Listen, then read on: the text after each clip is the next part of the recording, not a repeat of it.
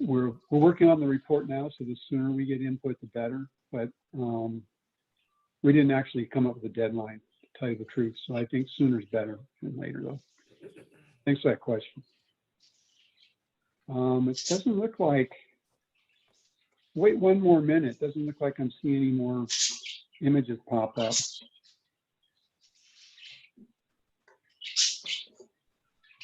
Steve, as it's helpful, it looks like we have 23 participants in our breakout room. And it looks like there's still 20 or so folks in the main room that are being placed. Okay, one more minute. Steve, can you see how many are in breakout room 1? I'm just curious. Cannot, can only Okay. see in our breakout room. Well, that's too bad. It'd be nice to spy on them. There were about 32 when I just Okay. joined this one. Well, this is the better one, Celia. That's right. The AT.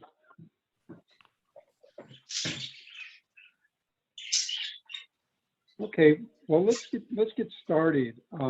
You know, we've had some interruptions during the introductions and, as you all know, the presentation, but are there some initial questions that you may have before we get into the ones that were distributed on the flyer that you want additional clarification on that I may be able to help you with right now?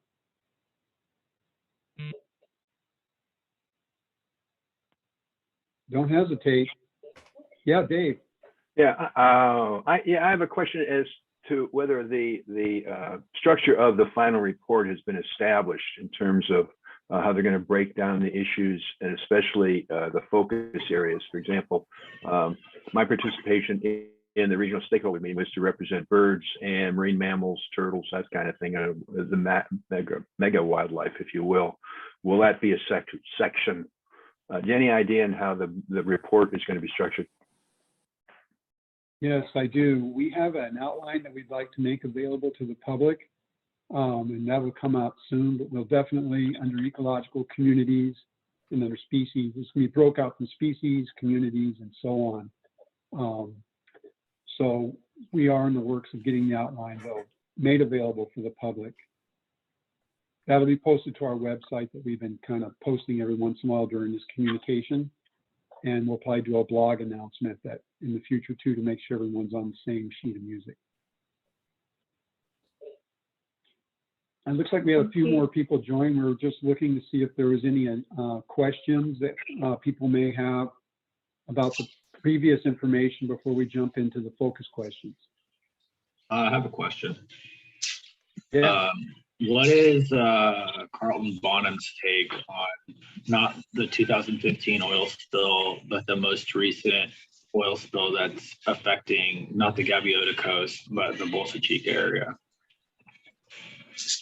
Yeah, so, you know, the department's been very involved in that with the Incident Command Center, and we're very fortunate that pretty much, as far as I understand it, most of the oil was blocked from getting into the conservation area back in the bay. So we're excited about that. There's still a closure, fishing closure within the spill area, and they're still doing analyses, looking in to see what the contamination level is with the marine life and water quality sampling. But the position is that we're proactively working with the Incident Command Center to help get this thing resolved and move forward. I don't know if that answered your question, Alan, but it does for the most part. I mean, with the Steel Beach water quality testing, I mean, that makes sense to me. I'm just wondering if CDFW is going to pursue civil or criminal litigation against the individuals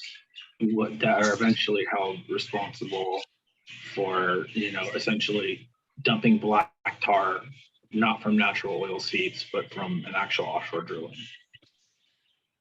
yeah, there's an ongoing investigation, and there's what's called a NRDA, Natural Resource Damage Assessment, and that will be conducted as it is with any type of spill like that, and responsible parties will be held accountable. But because it is an ongoing investigation, no information has been let out at this time. Thank you, Steve. I'm sure it'll take some time. Yeah, I mean, you just look at the Gaviota spill and how much time that took. Any other general questions before we jump into the core questions? Hey, And Steve, we Steve. may want to just remind folks to please say your name and your affiliation before you speak as well. Go ahead, Laura. Yeah, I was just wondering when you said the report will be organized with a framework around species, communities, so on. Does communities mean like ocean types of ocean users or like specific demographics? What does that refer to? It mostly refers to the biological community, but the report will include a human dimension, and that will be integrated into the report. Oh, are you guys still there? Yeah, Sarah's doing a share screen. Okay, you guys, that kind of surprised me. Yeah, so there will be a human dimension component of the report. And so the report essentially will have like the basic background of why we have the Marine Life Protection Act, the management program. Then it'll get into all those things like the habitats, biodiversity, all the components of the biology, the human dimension like ocean users, and then there'll be recommendations and things like that in the report. But I hope that answers your question. Hey, Steve, if I can share a Zoom trick real quick. When Sarah went to the share screen, it like dominated my whole screen. There are two little white lines to the right, at least if you're on some sort of a regular computer instead of a phone. You can resize the share screen so you see more people or less people, depending on what your preference is, Great. by Thanks dragging for those that, lines Ken. left or right. Great. Okay, and by the way, I never introduced myself. I'm Steve Wirtz. I'm a senior environmental scientist for the department's MPA management program. And so I apologize for that. It's been kind of a rough afternoon. So I think we're going to jump right into the questions here and just go ahead and raise your hand and try to answer you in the order. Let me take Ken's recommendation and make the screen bigger so I can see as many people as possible. Laura, did you still have your hand up? Taking it down, sorry. And Okay, Steve, no you can worries. actually take it down. There should be a host control that you can go lower hand. I think it's next to their name usually. Oh, that's good to know.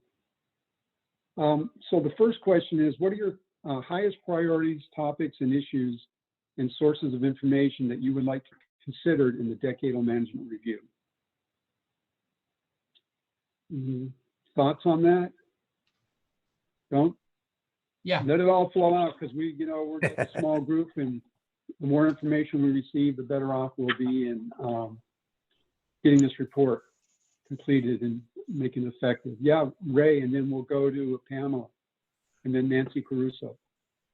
Hi, everybody, this is Ray. So one of the things that I'm particularly concerned or interested in is the enforcement side of things, is kind of what types of enforcement activities are happening and where. Yeah, so the report itself will have information on enforcement. We're going through historical citation data going back to 2015. We had data before then for each of the planning regions, if you were familiar with those as they rolled out. But we're trying to encapsulate the theme of each type of citation so we can see the trend of where violations are occurring, what type of violations are out there. And we continue to work with our allied agencies to help with enforcement of the marine protected areas. As you all maybe know, it's kind of interesting. Just a side note, in Southern California, LA County extends out to Catalina Island. And just as an example, Catalina Island has more violations than the mainland of LA County. So there's a lot of interesting stats with the data that we're collecting, and that will be part of the report. Yeah, Pamela. Thanks, Steve. We're in the process of designing a trail into the Matalahul State Marine Reserve, which is part of the MPA at Scripps, La Jolla. Will there be any information on problems, obstacles in the nearshore environment in the MPAs so that as our trail develops and we open to the public that we're aware of, you know, not making a mistake that somebody else has already corrected? So I would really like to see if there's any nearshore information to be included.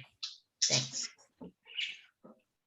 Yeah, just a quick note, if you can put yourself on mute if you're not talking, that way we can block out the background noise. Well, essentially, the Marine Life Protection Act extends from the mean high tide line out to 3 miles offshore and 3 miles around the offshore island. So the trail most likely will not go actually in probably to the marine protected area. That probably would not be allowed, but of course you can have docent led trips and things like that. But if you have some shore-based terrestrial trail, from my perspective with marine protected areas, I don't see that being a problem, but there's always environmental review and CEQA and things like that for a proposed project like that. So I don't know if that answered your question very well, but definitely the trail would not extend. There wouldn't be any poles or any guiding, signs in the actual below the mean tide line. That would be prohibited. Correct. Okay, thank you. And I think it's Nancy and then Greg Helms and Emily Parker. Hi, Steve. This is Nancy Caruso. I wanted to raise the questions about science being limited in the SMCAs with the decision tree, essentially. Here in Orange County, especially, we have really all of our rocky reefs are encompassed in marine protected areas. And the SMCAs are rocky reefs that we have available to look at, monitor, and study. But there is take allowed of fishes and some invertebrates, but the science is limited due to the fact that the decision tree, as we discussed before, pretty much kicks out any projects if they can be done someplace else. And someplace else is either San Diego County or LA County.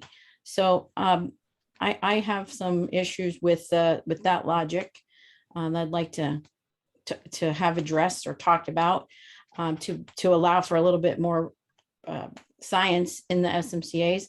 And then I also have questions about invasive species. I know that there is an invasive species plan with the department, but I don't know if it was specifically addressed in the Marine Life Protection Act. And since the creation, of course, we have some invasive species. So I'd like to talk about how to possibly manage and or in the future, have to eradicate these species that have come into our MPAs.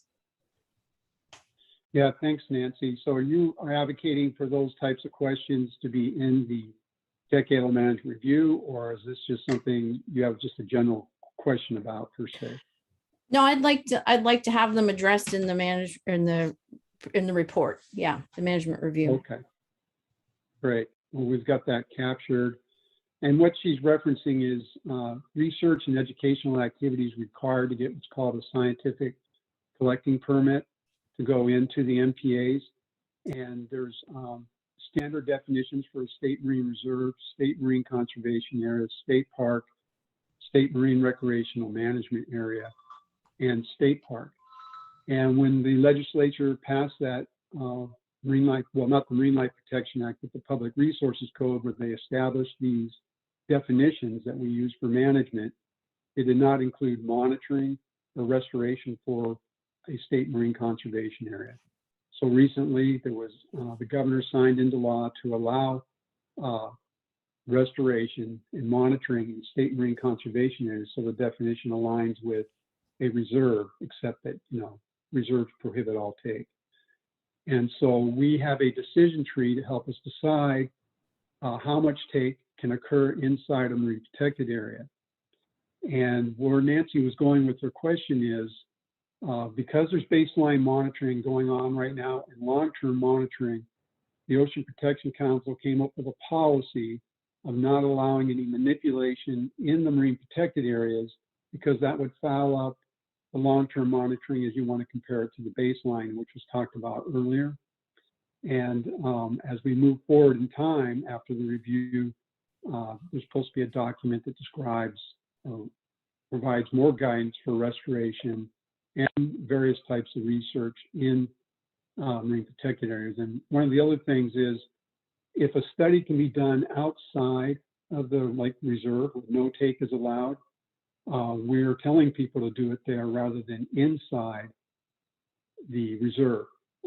Do your findings there, and then if it's validated and it's peer reviewed or whatever, it's quantified data, then we would consider something like that in the reserve. But there is a process. So Emily, I'll just move on to you, and then we're going to start getting into some of these other questions. Sorry, Steve, did you want to talk about the invasive species question, her second question? Well, I think we can, we will be talking about invasive species in the report, but, we do have an invasive species program, and it has to be, when we identify an invasive species in, let's say, a protected area, depending on the scale of the distribution of that species in the protected area, decisions would be made whether or not to actively go in and eradicate the invasive. But that will definitely be added into the report. Thanks, Sarah. Emily? Hi, Steve. Thanks. Emily Parker. I'm the coastal and marine scientist with Heal the Bay. We're based in the Los Angeles region. And I have a few different things I want to mention. The first, I want to agree with Ray on the enforcement data, and specifically want to bring up CalTIP data. That's data that's not currently available to the public. And as an MPA Watch program manager, I know that that information would be really useful both for the review, but also to compare MPA Watch data to. It's something that I've been very interested in hearing a little bit more about, and to see how the community science data lines up with the CalTIP data. So we'd be very interested in including that. Also, just really want to prioritize the input from community members through like a bottom-up approach. I know that at least in Los Angeles, there are folks that are spending a ton of time in and around these MPAs that may not be included in the stakeholder process right now. So wanting to make sure that those perspectives of folks that are using and visiting these MPAs every single day are really being taken into account. And these stakeholder meetings are one way of doing that. But, there's 120 or so people in this meeting today. And I know there are many, many more people that use our MPAs. So that's one other thing I wanted to bring up. And I already talked about long-term monitoring and MPA Watch a little bit, but also want to make sure that human use data like MPA Watch is taken very seriously alongside the biological data. This data is really, really important for getting a good understanding of how the MPAs are functioning and whether or not they're meeting their goals. And then lastly, I would be remiss to not bring up inclusive and equitable participation from all parties, including environmental justice communities and tribal communities. It was great to hear from Becky about, the tribal involvement in the review process so far. But I do have some concerns around the solicitation of information from the department and just ensuring that that was truly as broad, as inclusive, and as equitable as it possibly could have been. Otherwise, I'm afraid that the reports that are being given to the department at the end of January, they may be missing some important information from MPA partners. I work with a number of different MPA partners here in Southern California, and I know a lot of folks didn't receive any solicitation for information, even though they've been working on MPAs for over a decade. So I just needed to bring that last point up. So I know I just said a lot and I talk really fast, so I'd be happy to repeat anything. Great, thanks. Sarah, did you capture that? Yeah, let's take it one by one. So I think the first one is regarding this CalTIP data and its usefulness compared to the MPA Watch data. So we can start with that. Yep. Great. And so I'll respond just to the CalTIP data. We have what you recorded, but essentially the department does enforcement track the CalTIP information, and it's they create heat maps of where the high intensity areas are or the reported violations. But what I get from our enforcement is it's a sticky wicket, because a lot of times someone will call, and by the time someone can get out there, there's nothing going on. Or someone has said, there's a violation, and then someone goes out and, well, no, technically it's not a violation. Spearfishing is allowed in that particular MPA. Let's say someone said they were illegally fishing. So our enforcement has some concerns about actually releasing that information to the public. You brought it up, and we'll be bringing it up with our enforcement, but even internally from the biological staff, they don't really like to share a lot of that information, but it is important for them because they can track repetitive calls, and it allows them to set up their patrols and focus in areas they know there's going to be probably a problem. And we're really excited at the department that MPA Watch is coordinating with UC Davis to have the data looked at, and we're excited to see that in the report. So yeah, that's awesome. We'll be able to see how that shakes out. Great. Thanks, Steve. Yeah, and then I kind of losing track, but I think we got Greg Helms, and then Jeff Anupa, and then Laurie Walsh. And Steve, just before you move on, do you want to make any comments around the prioritization of the community from the bottom up, the importance of human use data, and then the department's solicitation approach? Those are the other three items. I mean, yeah, I will, but I think to get all those, I wanted to kind of just get your recording. I'd like to try to answer as many straight up questions that I can. The report does take in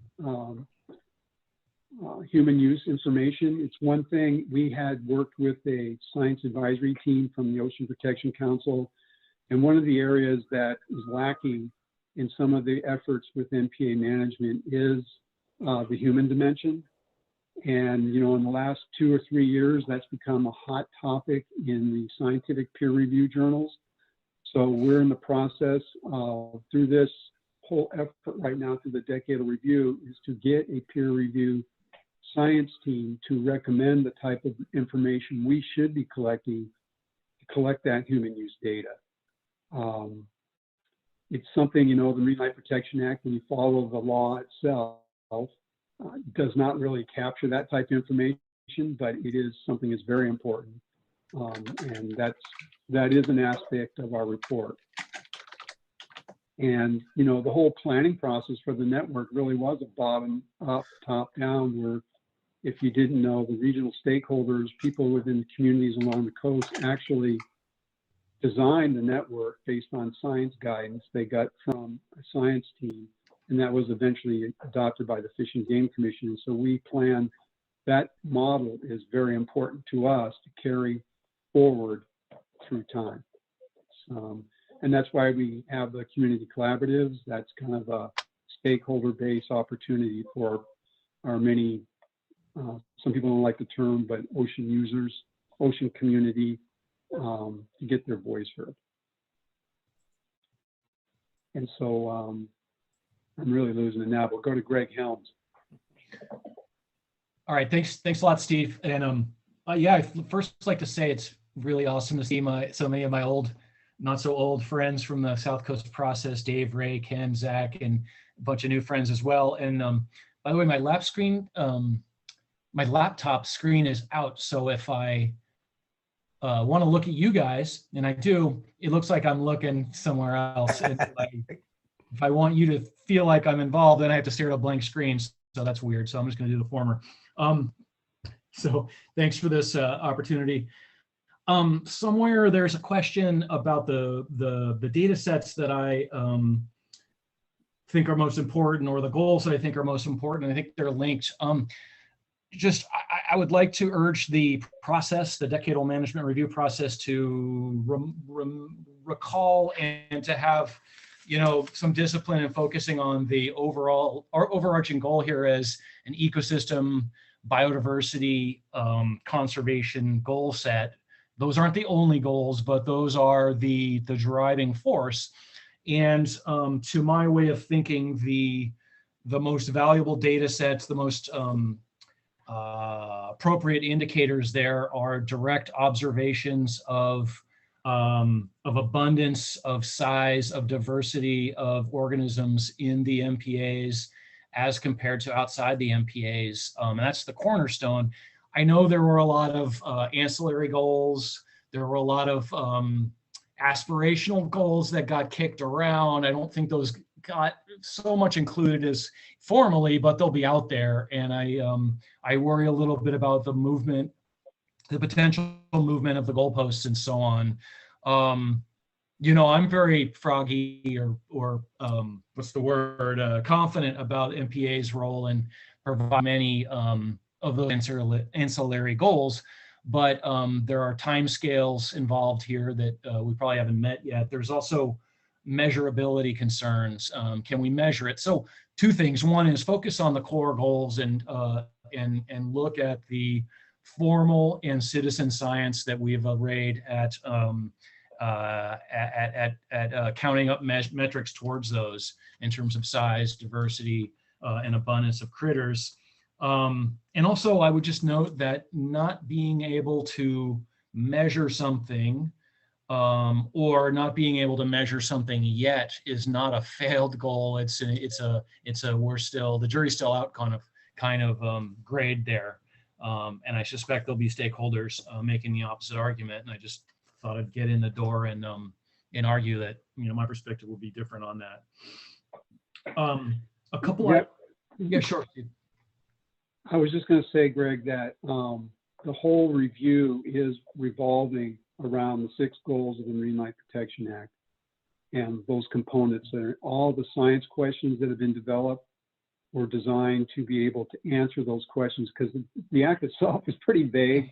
Yeah. You know, go out and be prosperous and do these things. And so by working with the Ocean Protection Council Science Advisory Team, they took our science questions from our action plan and refined them even more to make it able for us to scientifically track the progress of the network moving forward. So I'm sorry to interrupt you, but you were going to say something else. No, not at all. And I appreciate that, Steve. And I'm glad there's so much continuity within the Fish and Wildlife team and from the beginning, so that those kind of things are retained. I would hasten to add, on top of my previous remark, that I think it's the OPC, if I'm not mistaken, the OPC's, or is it NC's, one of the organization's treatments of the role of the MPAs and how the MPAs sort of might populate a tool bag for us with respect to climate. I think that's fantastic. And I think that's, I view that as entirely consistent with evaluating the MPAs on the goals, but also looking at other issues and so on.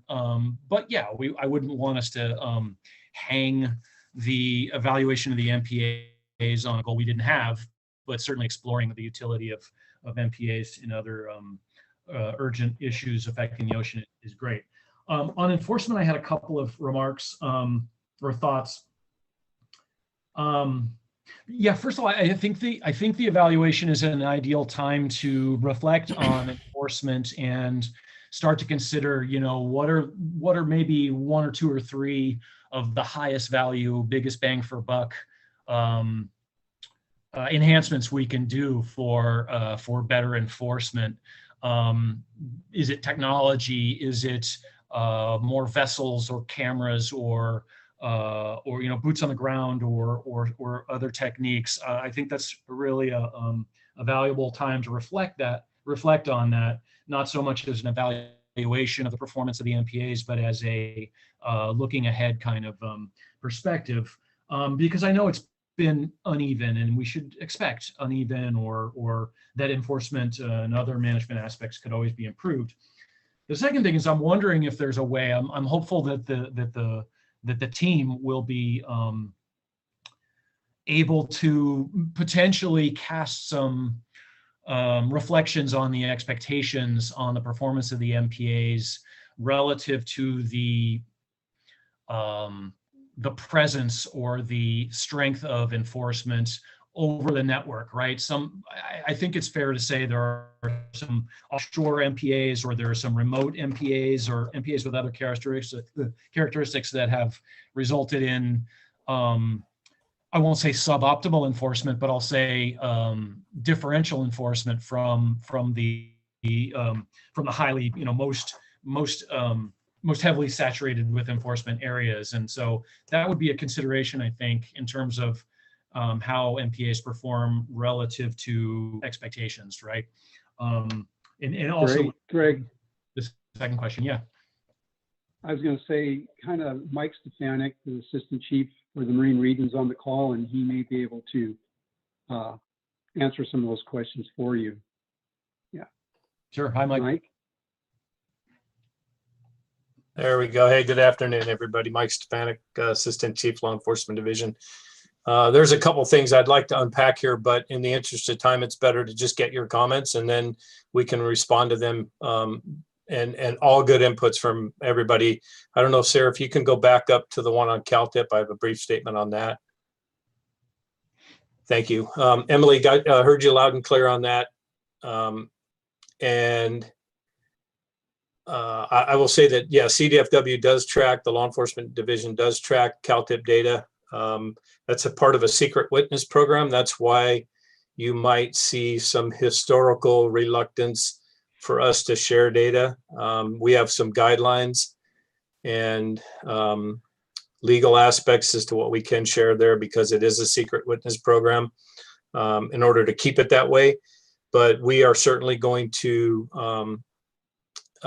include at least a review of that program and then tease out what we might be able to or what we are not able to share.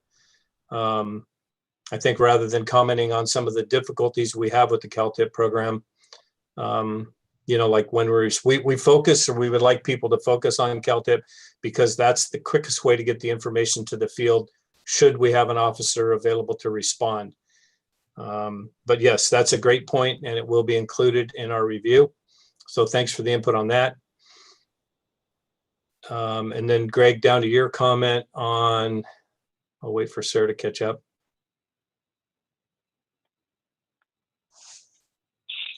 Sorry about that. Thanks. No, thank you. And then, so the evaluation component is to enforcement effort overall, and then reporting out on where we might see an opportunity to apply a couple of different changes. That's an ongoing effort that we do at the MPA statewide leadership team level, which I'm a participant in. And over the course of the next several years and the previous couple of years, we're trying to formulate a position in that. I'm not sure that the report will have a component. I'll have to talk to Becky about that, but how we navigate getting that into the report, we will certainly attempt to do so. So thanks for the input on that. And then just a quick comment on the offshore component. So yeah, we have two, just for the good of the order, and I'm not good at being brief here, but we have two sides of enforcement. So there's my division in enforcement, which is Marine. We do primarily offshore enforcement. And then there's the land-based, which is district oriented. We participate in that as well. I think both of those efforts are going to be combined into our report as to what that looks like. And yeah, I appreciate the input on that, Greg, and we'll do the best we can to address some of those in the report. Yeah. And I think I'll leave it at that. Thanks. Unless anybody needs, if Emily or Greg needs some further. No, that was great, Mike. Great. Thank you so much for addressing that. Yep. Yeah, I had a couple other quick points if I still have the floor. Thanks for that, Mike. I'm sure you know I'm a huge supporter of Cal Fish and Game Enforcement. I'm standing ready to chip in and help as much as I wank from the peanut gallery as well. Okay, The other aspect, oh yeah, I think I said, and then yeah, consider enforcement in expectations. So the other piece is, you know, everyone remembers that we made a conscious decision to use multiple forms of marine protected areas in the South Coast and in the other regional MLPA planning processes, and there were some trade-offs in that. And so I guess I would, I know there's been careful planning to select sites and site pairs and so on. I'll admit that I'm not fluent with all of those decisions, but I would make the remark that you know, I think that the levels of protection bear on the fair expectations for outcomes. And I just hope that there's good context and good attention to that. I continue to believe that marine reserves provide levels of equity, uniformity, and scientific control, and those types of issues, as well as greater ecosystem protection that will play out over time in MPA quote unquote performance. And I just think that an MPA with no take and versus an MPA with some take is not exactly apples to apples. I'm fully confident that the review team is on top of that, but consistent with keeping the goals the way they were and resisting the stakeholder calls and really the intellectual temptation to move those and the issues of no take versus some take. Those are you know, those are two variables that I hope are out there. I'm not saying so because I think I'm the only one who thought of that, or that others will miss it, but just to, you know, incorporate it by reference. Speaking of incorporate, I'll get to the end here. Speaking by incorporating for reference, I'd like to incorporate by reference the gigantic turnout among non-consumptive you know, and other people on the call today. I think we broke the system briefly. I commend the department for being light on their feet, not the department so much as the whole team. And yeah, I just want to pat us all on the back for that. And then finally, having spread myself with goodwill there, I'd like to make an edgy remark, which is I notice that a lot of people will want to hear MPA evaluation and introduce a whole bunch of issues that are, you know, I would say more Fish and Game Commission, Department of Fish and Wildlife policy issues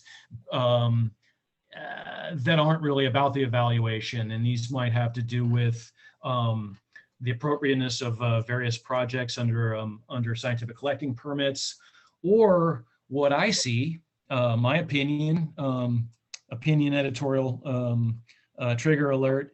You know, in my opinion, people seeing, continuing to see MPAs or wanting to see MPAs as places where the ocean will look like they want it to look, as opposed to places that nature will be left to be the primary driver of the look, shape, and feel of MPAs. Yes, I'm talking about aggressive restoration. I'm talking about urchin culling and so on. And I just, I'll just say, because it keeps getting brought up, I have deep misgivings. You will see me out there trying to push a more let it alone, let biodiversity express itself as it will, as opposed to sort of anthropomorphizing the ocean and what we want from it. So yeah, I know I'm not making friends with every single person on the call, but yeah, I don't think those are primarily MPA evaluation issues. And I hope that the process will have the discipline to put things in their proper place. And I will leave off the soapbox at present. All right. Thanks, Greg. And then just before we continue, I'm hearing from the facilitation team that we're going to start requesting folks just have one question per raise hand, just so that we can hear multiple voices, and then we can always come back to folks that have additional questions. And that Steve, was not directed at you, Greg. No, it wasn't. I just came in. Everyone has been, asking multiple questions, just to say. And Steve, not sure if you're looking at the screen share, but I have the list running here of folks that have their name up, so we can just work through that. Okay. I've actually enlarged my view, so if you can let me know. I thought it was Jeff, Laura, and Anupa and Shelley, but is that the order? We have Anupa, Ken, Mike, Virginia, Jeff, Laura, a 6998, and then a Shelley. All right, let's go with Anupa, and then we'll go across to Ken, and then Jeff, and Laura, and we'll just keep moving down. Okay. Go for it. All right, thank you.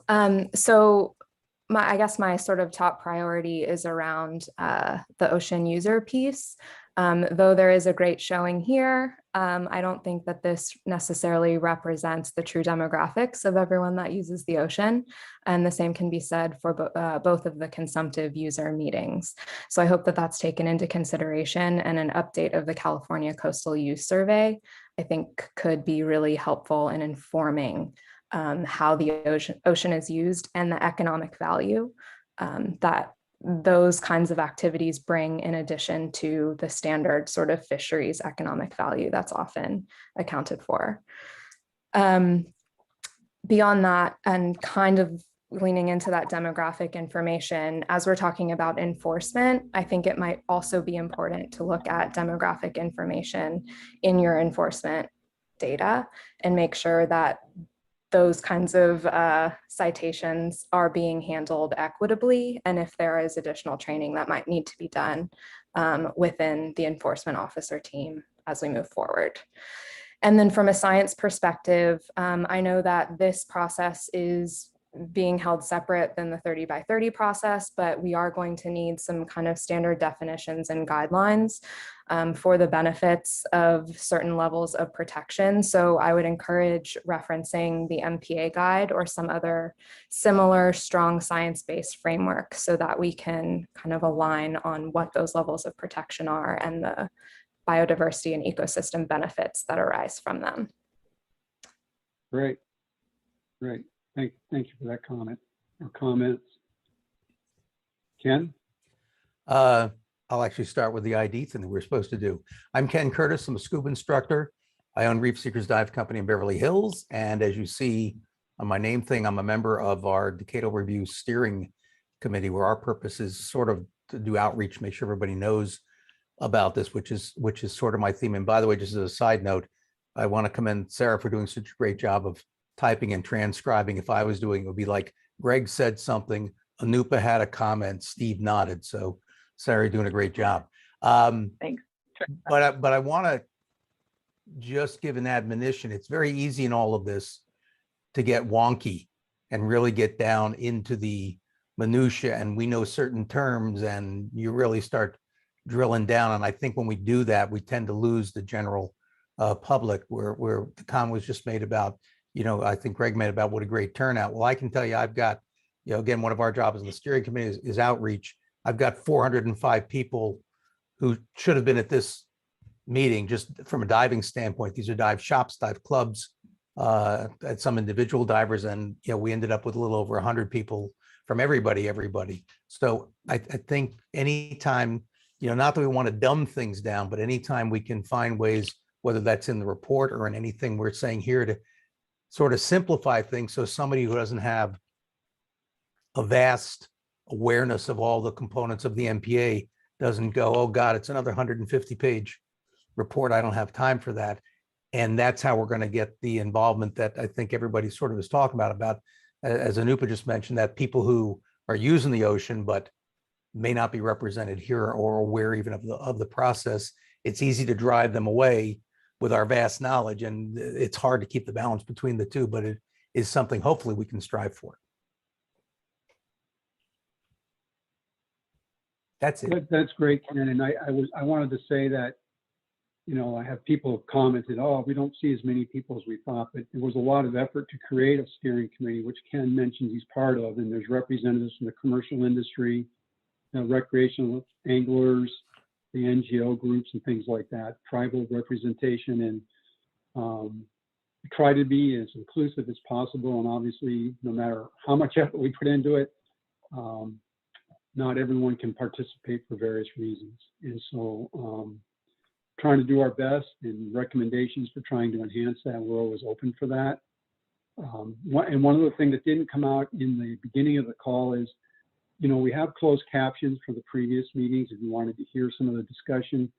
Well, we recorded it in closed caption, but that has to be edited. So it's going to take some time for us to get that up on our web. But if you don't need closed captions for any one of the other meetings, you can reach out to the department through MPA Decadal Review website, and we can send you a link to the closed captions that you could share with the groups. If you belong to an organization, you can send it around, and they can actually see the transcription. That part's going to take a little longer to get it right. So I'd like to hear from Jeff. He's been waiting a long time, and then we'll go to Laurie, and then Shelley and Bill. And Virginia, actually, I think is next up.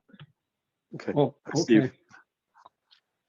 My name's Jeff Tracy. I'm a free diver and swimmer. The MPA around La Jolla Shores, La Jolla Cove is my haunt. Can never still say the name, but I've been there about 6 years. I've been going out in the ocean 2 to 5 times a week, pretty consistently. And I just thought I'd share some of the things that I've seen when I was out there. One is there's a kayak launch, and so kayak fishermen access, you know, areas beyond the MPA by passing through the MPA. And there's no signage that really, I mean, there ought to be a giant sign saying, here's the boundaries, here's what you can and can't do, here's consequences for breaking the rules. But we are constantly yelling at fishermen for casting their lines within the MPA and telling them to pull them back out. And usually they do, but you know, I'm just waiting for somebody to pull out a gun on us. And the other thing is there's commercial lobster fishing around the boundary of the MPA. And the next storm that rolls in, their traps are, you know, inside the MPA boundary, and sometimes they're just caught in rocks, and they're continuing to trap, you know, swell sharks, Garibaldi, all kinds of things. And so, I think what I'm pointing to is I'm getting concerned with some of the commercial usage in and around the MPAs or passing through the MPAs. And then the other thing is there's bigger groups of people going out in kayaks and like guided snorkeling tours, and they seem to focus on the areas where a lot of sharks aggregate. And I've seen there seems to be like a decline, and I don't know if it's related, but it just seems like there may be some like education component that has to occur. I think my final point is, you know, there's a lot of people out there, and there's a lot of eyes and ears, and all the years I've been there, I've seen one Department of Fish and Wildlife truck at the shores and rangers at the cove probably about 6 times. And this is in the early morning hours when the lifeguards aren't around. So I think there's got to be a better way to engage the public and get them involved in enforcement. And for example, I didn't even know Cal-Tip, you know, fed into a database and was being used in some kind of a statistical sense to kind of identify where violations were occurring. I just reported it and I didn't see anybody come out. And so I thought, well, this system isn't working, and I stopped. So it's basically what I have. Thank you.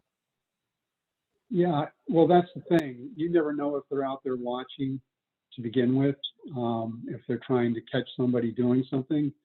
And other times, you know, there's only some number of wardens and there's millions of people on the coastline, so they have to prioritize the biggest effort. But you know, in San Diego, there's an amazing collaborative there that has done some amazing outreach with the ocean community user groups. They do a lot of educational activities, and the point about signage, if there's no signage, that's good to know, and we'd like to hear from you through our webpage, because we have a lot of signs down there, and if there's an access point where you feel would really capture someone's attention as they headed down, we'd like to know about it. We have funding to get those more signs put up, and you know, anyone can transit an MP, even a diver with a spear gun can transit a reserve, as long as the spear gun, I believe, is, I don't have the exact regulations before, it has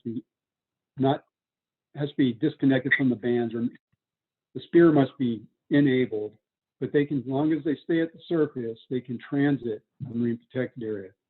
Kayakers can transit, they can have their fishing gear, it just can't be in the water. So sometimes people will see like a kayak with fishing poles, but the gear's not in the water, the line, and they're moving from point A to B across the MPA, and they'll call that in as a violation, but it may not be because they're not actively fishing. They just got the gear on board. But those are good comments, and we really would appreciate some input on the signage. And then I think I heard Virginia. Did I skip you, Virginia, or are we going to? Yes, let's go to Virginia, please. Can you hear me all right? Yeah. Virginia Milton. I'm the managing director of Laguna Ocean Foundation, and we have a pretty robust education program along the tide pools, and we've been doing this for close to 20 years. I think our educators and our docents who volunteer on the rocks could probably speak better on these issues than I could, and unfortunately, many of them aren't able to be here. But I did want to say, one of the components of their work out there, which is to educate visitors, folks that come out, just about the protection of the resources, through the MPA, and pretty much tell them about what organisms are out there, and just, to provide some stewardship and some information so that people understand, what to do and what not to do out there. We also collect human use data, and I would just say, if we were given some guidance as to, how to collect certain types of data, and what could be useful to the planning and management plan, I think that would be something that we would be able to help with if provided the proper tools, because we do have certain tools, but perhaps not, perhaps you're not collecting the data that you need or in the manner that you need them. Secondly, I think in terms of education, one of the issues that had been coming up recently was, that certain cultures do, find resources, food sources in the water, and some of that may translate into the need for translation services, and educators that are bilingual. We educate, we aren't enforcement. We work with Laguna Beach's marine protection, marine safety department, but also in conjunction with DFW staff. So, I think one issue that we face in Laguna Beach is, having the resources. I understand that DFW is, has only limited staff, but it would help to perhaps, have a better understanding of when we would be able to access them. And also just consistency and enforcement. I think our educators have, we have a sense of when to call for backup, as we don't cite, but we need to know, when DFW staff, as well as our local marine safety staff, consider the violation, that we see as violations, to be citable. And so, lastly, I think that's everything that I had to say, and hopefully we'll have other opportunities to have other folks come in with their ideas as well. Thank you. Yeah, thanks, Virginia. And I don't know if your organization is part of the Orange County MPA Collaborative, but they discuss these issues, and they're part of the MPA Watch program. And so I think you could get tooled up really quick on the data that they collect if you don't already. Ray's, I don't know if you're still the leader of that group, Ray, or is very involved. And I recommend connecting with them. And I appreciate that you do not intercept or interact with anyone you think that's doing a violation, and just make the CalTip your tool to reach out with the department. That's the best thing to do. And so we've got your comments captured, and we'll take those to heart. And so I think it's Bill and Shelley. We have about 2 minutes left just to say, so in case we get punted back into the main line, maybe we can just say thanks to everyone for your comments and your contributions, not to take up too much time, but yeah, just wanted to say thank you in case that happens. Yeah, thanks in advance. And so let's try to rip it out here. So let's get Bill, then we'll go Shelley, and then Laura. Sure. I think I may have just jumped the line there, but I'll be really quick and just wanted to say I'm a supporter of MPAs in general and want to make sure that the state continues to take a science-based approach to evaluating the MPAs. I think Anupa made a good point about the need for citations to be equitable. Sometimes a $5,000 fine may be a drop in the bucket for some people, but devastating to others. And along those lines, kind of a rhetorical question, is there equitable access to MPAs? Are inland communities aware and able to access safely and affordably? So I think that's something to address in this review. And then finally, regarding the MPA in La Jolla, I was there this summer and had the opportunity to enjoy that on the Kayak Launch and being out there. And I was also kind of surprised that there wasn't better signage about it. Luckily, we did see tons of leopard sharks, and my daughter was, really enamored with them. So stoked on the MPAs, and thank you for the opportunity here today. Thanks, Bill. Shelley? Hi, thanks so much for giving us the opportunity to weigh in today. I'm Shelley Walther. I'm an environmental scientist with LA County Sanitation Districts. And it's just really neat to see some familiar faces from the original process. I was on the North Central and South Coast statewide interest groups and followed all the other groups as well. I noticed that in the scientific guidelines for evaluating MPAs, adaptive management is mentioned many times, 54. And I'm wondering if I would just recommend that it's maybe a range of options for that adaptive management would be defined in the January report. For instance, will MPA boundaries be possibly changed as a result of the adaptive management, or would it just be, take or no take, that kind of thing? There are some MPAs that, there were a lot of trade-offs during the process, and some of them have a lot more soft sand than others. And one of those is the one that's in my agency's, backyard, is the Point Vicente no-take SMCA. And so I'm just wondering if, if the Rocky Point reef might be protected as a result of this, something like that. That was something that was the trade-off, that it was not protected. The other thing is we have a wealth of monitoring data for soft sediment. So I wanted to make sure that that might be included. I was looking through the data resources and I wasn't able to tell whether trawl and benthic data are being considered in the process, but we have something that you could use to evaluate those soft sediment MPAs. And also just recommending that climate change resiliency measured are also considered, as we have species shifts and that stuff. And I see we have 15 more seconds, so I'll leave it there. Thanks, Shelley. And that's definitely reaching out with you about the soft bottom survey work. Laura, maybe you got, I don't know, less than